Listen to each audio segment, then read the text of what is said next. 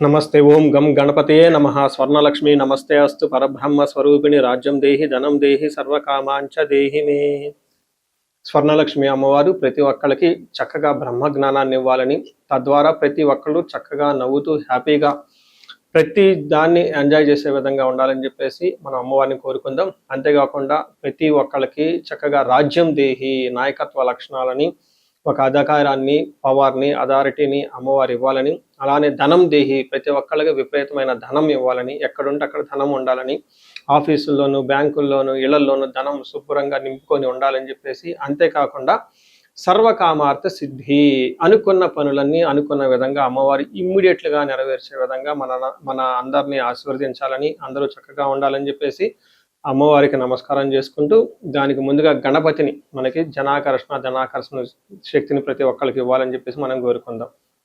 ఈరోజు టాపిక్ మనం చూసుకుంటే గురువు మారుతూ ఉన్నారు. ఎప్పుడు మారుతూ ఉన్నారు? జూన్ 2వ తారీఖున గురువు మారుతూ ఉన్నారు. అయితే ఏంటి, నాకు లాభం ఏంటి, గురువు మారితే ఏంటి, దానివల్ల నేను నాకు అసలు ఏంటి అని మనం ప్రతి ఒక్కళ్ళు ఆలోచించుకుంటూ ఉంటాం. గురువు వచ్చేటప్పటికి 5 రకాల 6 రకాల ముఖ్యమైన పనులు చేస్తూ ఉంటారు. గురువు చాలా రకాల పనులు చేస్తుంటారు. ముఖ్యమైనవి మన ఇండివిజువల్ లైఫ్లో మనకి ప్రభావం చూపించేది ఫస్ట్ వచ్చేటప్పటికి ధన సంపాదనలో ఐశ్వర్యం కావాలంటే గురువు యొక్క అనుగ్రహం మనకు ఉండాలి. రెండోది సంతానం, పిల్లలు చక్కగా ఉండాలి, వాళ్ళు చదువుకోవాలంటే గురువు యొక్క అనుగ్రహం మనకు ఉండాలి. తర్వాత మనకి జ్ఞానం, అద్భుతమైన జ్ఞానం మనకు ఉండాలి. ఓకే, మనం చేసేది మంచినా చెడునా దాని గురించి లోతైన అవగాహన ఉండాలి. మనం చదువుకున్న జ్ఞానం మనకు ఉపయోగపడాలంటే గురువు యొక్క కృప మనకు ఉండాలి. అంతేకాకుండా ధర్మచింతన, మనం ఫాలో అయ్యేది కరెక్ట్ మార్గంలో ఉన్నామా, లేదంటే సన్మార్గంలో ఉన్నామా, లేదంటే తెలవకుండా వేరే మార్గంలో ఉన్నామా, రాంగ్ గైడెన్స్లో ఉన్నామా, రాంగ్ ఇన్ఫ్లుయెన్స్తో ఉన్నామా, ఇలాంటి యొక్క అన్ని విషయాలు మనకి గురువు ద్వారానే తెలుస్తుంది. ధర్మచింతన అంటారు. అంతేకాకుండా దైవభక్తి, టీచింగ్, ఇలా రకరకాల విషయాల్లో బంగారం, జ్యువెలరీ మనకి ఎలా ఉంటుంది ఏంటి, ఇలా ముఖ్యమైన యొక్క అంశాలు ప్రతి ఒక్కళ్ళ జీవితంలో గురువు మారటం ద్వారా మనకు ప్రభావితం చేయబోతుంటుంది. అయితే ఈ గురువు మార్పులో ఇంకా 2-3 ముఖ్యమైన ఇంపార్టెంట్ పాయింట్లు తెలుసుకోవాలి. ఫస్ట్, గురువు మిథున రాశిలో నుంచి కర్కాటక రాశిలోకి మారుతూ ఉన్నారు. ప్రతి సంవత్సరం గురువు ఒక్క రాశిలో తిరుగుతూ ఉంటారు, సంచారం చేస్తూ ఉంటారు. మిథున రాశి సక్సెస్ఫుల్గా 1 year అంతా కంప్లీట్ చేసుకొని ఇప్పుడు వాళ్ళు కర్కాటక రాశిలోకి వెళ్తున్నారు. అయితే కర్కాటక రాశిలోకి 12 సంవత్సరాల తర్వాత వచ్చి ఉన్నారు కాబట్టి ఈ యొక్క కర్కాటక రాశిలో గురు సంచారం చాలా ముఖ్యమైనది. ఎందుకంటే కర్కాటక రాశిలో గురువు ఉచ్చ స్థానంలో ఉన్నారు. మంచి చక్కగా ఈ సంవత్సరం అంతా పిల్లలు ఎవరు పుట్టినా కానీ వాళ్ళకి గురువు జాతకంలో వచ్చే స్థానంలో ఉండి మంచి యోగ్యతను ఇస్తూ ఉంటారని మనం చెప్పుకోవచ్చు. సో ఈ యొక్క ఉచ్చ స్థానంలో ఉన్న గురువు సంపూర్ణమైన ఫలితాన్ని, చక్కటి ఫలితాన్ని ప్రతి ఒక్కరికి ఇస్తూ ఉంటారు. అయితే వాళ్ళ యొక్క ప్రభావం 12 మనుషుల మీద ఉంటుంది. ఈ మనుషులందరూ 12 రకాల రాశులుగా విభజించడం జరిగింది. కొన్ని రాశులకి, చాలా వరకు రాశులకి అనుకూలంగాను, కొన్ని రాశులకు ప్రతికూలంగాను, కొన్ని రాశులకి సామాన్యంగాను ఉండే అవకాశం ఉంటుంది. ఇప్పుడు మనం గురువు ప్రతి ఒక్కళ్ళ రాశులకి మేష నుంచి మీన వరకు ఎలాంటి ఫలితాన్ని ఇస్తూ ఉంటారు, ఆ ఫలితాలను మనం ఎలా ఎంజాయ్ చేయొచ్చు, ఇన్ కేసు ఫలితాలు కనుక సరిగ్గా వాళ్ళకి అనుభవంలోకి రాకపోతే ఏం చేయాలి, అలానే కొన్ని రాశులకి ఖచ్చితంగా ప్రతికూలమైన పరిస్థితులు ఉన్నాయి, ఎలాంటి ప్రతికూలమైన పరిస్థితులు ఉన్నాయి, వాటిని తప్పించుకోవడానికి మనం ఎలాంటి పరిహారాలు చేసుకోవాలి అనేది కూడాను 12 రాశుల వైజ్గా ఆ రాశికి ఎలాంటి ప్రభావం ఉంటుంది, దానికి మనం ఎలాంటి పరిహారాలు చేస్తే చక్కగా ఉంటామో కూడా మనం ఈ వీడియోలో మనం చక్కగా తెలుసుకుందాం. మనం వృషభ రాశి చూద్దాం. వృషభ రాశి యొక్క విశిష్టత చాలా ఇంపార్టెంట్ అండి. ఎందుకంటే 2025లో వృషభ రాశి వాళ్ళు మాకు తిరుగులేదు అన్నట్లు వాళ్ళు పట్టుకుంది బంగారం అన్నట్టు నడిచింది. దానికి ముఖ్య కారణము గురువు, శని 2 గ్రహాలు బాగా సపోర్ట్ ఇవ్వటం. అయితే ఇప్పుడు గురువు మిథున రాశిలో నుంచి కర్కాటక రాశిలోకి వెళ్ళటం, 2వ స్థానంలో నుంచి 3వ స్థానానికి గురువు ప్రవేశించడంతో గురువు యొక్క అనుకూలత మీకు చాలా తగ్గుతుంది అని గమనించుకోవాలి. అంటే ఇప్పటిదాకా సపోర్ట్ ఇచ్చిన గురువు మీకు అంత సపోర్ట్ ఇవ్వదు. కొన్ని విషయాల్లో ఇబ్బందులు పడే అవకాశం ఎక్కువగా ఉంటుంది. కొంచెం జాగ్రత్తగా ఉండవలసిన టైం. అలా అని భయపడని అవసరం ఏం లేదు. మనకి ఫస్ట్ సంస్కృతంలో మన మహర్షులు ఏం చెప్పారు, ఆ శ్లోకం ఏంటి, దాని మీనింగ్ ఏంటి, రియల్ టైంలో దాని యొక్క ఇంప్లికేషన్స్ ఎలా ఉంటాయి మనం చూద్దాం. ఫస్ట్, ఈ గురువు మారటం వల్ల అతిక్లేశం, బంధువైరం, దారిద్ర్యం, దేహ పీడనం, ఉద్యోగ భంగం, కలహం, తృతీయ స్థానకే గురువు అని మనకు చెప్తూ ఉంటారు సంస్కృతంలో. దాని మీనింగ్ ఏంటంటే, ఫస్ట్ ఇది మనకి మీనింగ్ తెలుసుకుందాం. అతిక్లేశం కొంచెం విపరీతంగా శ్రమ పడవలసి ఉంటుంది. ఇంతకుముందులాగా స్మూత్గా మీకు గురువుకి సంబంధించిన ముందుగా చెప్పుకున్న విషయాల్లో స్మూత్గా ఉండదు. అతి క్లేశం, బంధువైరం, బంధువులతో గొడవ పడే అవకాశం ఎక్కువగా ఉంటుంది. అన్నదమ్ములు కానివ్వండి, భార్య తరపున బంధువులు కానివ్వండి, పుట్టిన తరపున వాళ్ళు కానివ్వండి, బంధువులతో అనవసరమైన మనస్పర్ధలు వచ్చే అవకాశం ఎక్కువగా ఉంటుంది. దారిద్ర్యం అంటే మనకు గురువు ధనాన్ని ఫ్లోగా ఇస్తూ ఉంటాడు కాబట్టి ధన ప్రవాహం ఇంతకు ముందులాగా మీకు అనుకూలంగా ఉండదు. ధనానికి ఇబ్బంది పడుతూ ఉంటారు. దేహ పీడనం, కొంచెం శారీరకంగా అలసట ఉండే అవకాశం ఎక్కువగా ఉంటుంది. ముఖ్యంగా బాగా గమనించుకోవాల్సింది ఏంటంటేనండి ఉద్యోగ భంగం. అంటే బంధువులతో గొడవలున్నా పర్లేదండి, ఓకే, ధనానికి ఇబ్బంది పడుతున్నా పర్లేదు, హెల్త్ ఏదో ఒక విధంగా జిమ్ ఫిట్నెస్ అన్ని చేసుకుంటాం. ధనం ఇది ఇక్కడ చాలా ఇంపార్టెంట్. ఎందుకంటే మనం ఉద్యోగం అవన్నీ చక్కగా చేస్తూ ఉంటాం కాబట్టి ధనం రావాలన్నా ఉద్యోగం ఉండాలి. అందుకని ఎప్పుడైతే మనకు ఉద్యోగం బాగుంటుందో అందులో ధనం వస్తుంది. ధనం ద్వారా మనకు అన్ని తెచ్చుకునే అవకాశం ఉంటుంది. అయితే ఇక్కడ మీకు ఉద్యోగంలో భంగం అంటే ఉద్యోగం పోతుందని కాదండి, ఉద్యోగంలో సమ్ డిస్టర్బెన్స్ ఉంటుందని గమనించుకోవాలి.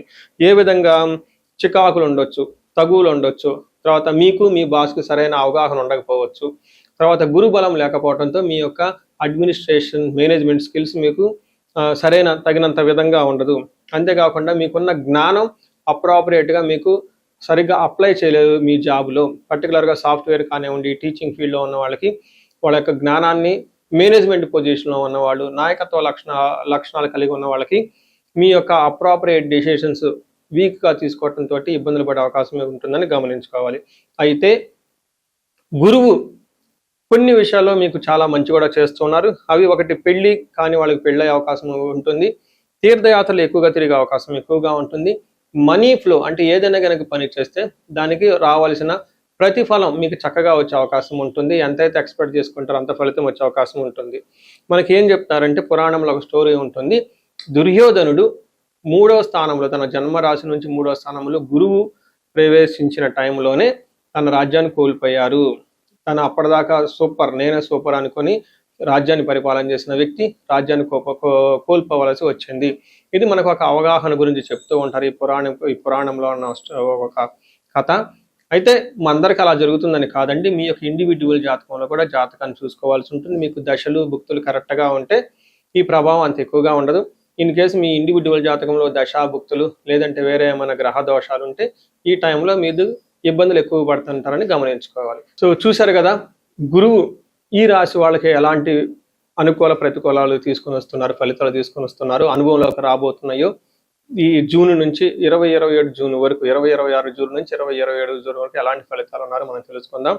అయితే గురువు యొక్క అనుకూల ప్రభావం మన మీద ఉండటానికి మనం కొన్ని రకాల పరిహారాలను ఖచ్చితంగా చేసుకోవాల్సి ఉంటుంది. ఒకటి, గురువుకి సంపూర్ణ శాంతి పూజలు చేసుకోవాలి. సంపూర్ణ శాంతి పూజలు అంటే ఏంటి చాలా మందికి అవగాహన ఉండదు.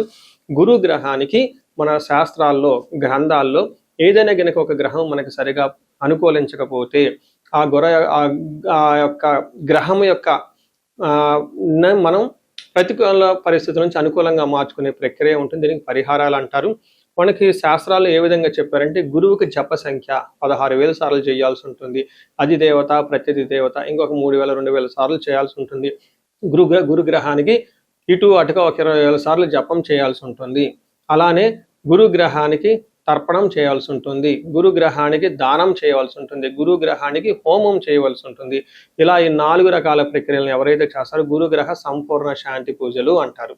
అయితే ఇండివిజువల్గా వాళ్ళు చేసుకోవటం కష్టం కాబట్టి సద్బ్రాహ్మణుల్ని, దేవాలయాలు ఉన్న పండితుల్ని, లేకుంటే గురువు యొక్క మంత్రాన్ని తీసుకొని వాళ్ళు కొన్ని లక్షల సార్లు 1000 సార్లు ఉపాసన చేసి చక్కగా సాధన చేసిన వాళ్ళ దగ్గరికి వెళితే ఆ మంత్రం వాళ్ళ ద్వారా సిద్ధించి గురువు యొక్క అనుకూలం మీకు అనుకూలంగా ఉంటుంది.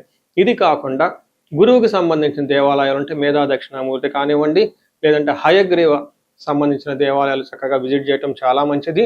ఇంకా ముఖ్యంగా గురు గ్రహం యొక్క శాంతికి మీరు ఆశ్రమాలు చక్కగా విజిట్ చేయొచ్చు. భగవద్గీత, పురాణాలు, వేదాలు, వేదాంతాలు, ఇలా యాన్షియంట్ స్క్రిప్చర్స్ పురాతనమైన గ్రంథాలను తెలుసుకొని అర్థం చేసుకుంటే చాలా బాగుంటుంది. గురుగ్రహ శాంతి గురించి ఇంకొకటి ముఖ్యమైనదంటే మీకు చదువు చెప్పిన గురువుల్ని వాళ్ళ దగ్గర ఆశీర్వాదం తీసుకోవడం చాలా ఇంపార్టెంట్. సాధువుల్ని, తర్వాత మీ ఇంటికి ఎప్పటి నుంచో అనాదిగా ఉన్న పురోహితులు, బ్రాహ్మణులు, వాళ్ళు మీకు మంచి చెడు చెబుతుంటారు. అలాంటి వాళ్ళని మీరు సత్కరించడం, గౌరవించటం, వాళ్ళకి దక్షిణలు ఇవ్వటం, ఇవన్నీ చేస్తే గురువు యొక్క గురు గ్రహం యొక్క అనుకూలం మీకు అనుకూలంగా ఉంటుంది. అంతేకాకుండా గురువు యొక్క అనుకూలమైన పరిస్థితులకి మీరు గురువులకు సంబంధించిన దత్త చరిత్ర చదువుకోవటం ఇంకా చాలా బాగుంటుంది. ఇంకా మీరు ఆశ్రమాలలో కనుక కొన్ని రోజులు కనుక టైం స్పెండ్ చేయగలిగితే అక్కడ యోగా చేయటం, మెడిటేషన్ చేయటం ఇవన్నీ చేస్తూ ఉంటే గురు గ్రహం యొక్క బలం పెరిగి ఇప్పటిదాకా మనం చెప్పుకున్న పరిస్థితుల్ని చక్కగా ఇంకా మంచి అద్భుతమైన రిజల్ట్ వచ్చే అవకాశం ఉంటుంది. ఇన్ కేసు ప్రతికూలమైన పరిస్థితులు ఉన్నా కానీ ఆ ప్రతికూలమైన పరిస్థితులను అధిగమించి చక్కగా లైఫ్ అంతా ముందుకెళ్ళడానికి ఎంతో అవకాశం ఉంటుంది. ఈ సంవత్సరం ఈ గురువు యొక్క కర్కాటక రాశిలో ఉన్నంత వరకు 12 రాశుల వారికి చక్కగా అష్టైశ్వర్యాలు కలగాలని, భోగభాగ్యాలు కలగాలని చెప్పేసి చక్కగా ఉండాలని చెప్పేసి నేను కోరుకుంటున్నాను. నమస్తే.